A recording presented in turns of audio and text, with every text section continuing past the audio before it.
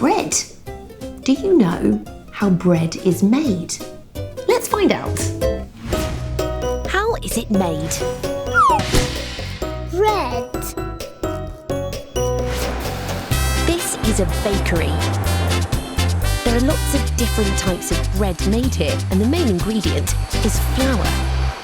So I've come to a mill, and here they make flour. But this flour here is made from a plant that's grown on farms. It's called wheat. And this is called an ear of wheat. Inside this bit at the top, we find some grains. And these grains are taken into the mill to be turned into flour. First, the grains are crushed by rollers into smaller pieces.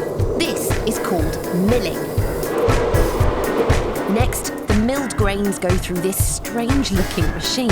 It's called a sifter.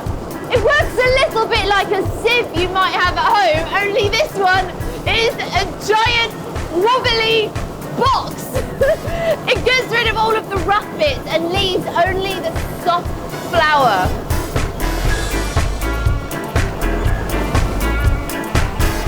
And here we have the finished flour straight from the sifter. It's lovely, light and soft.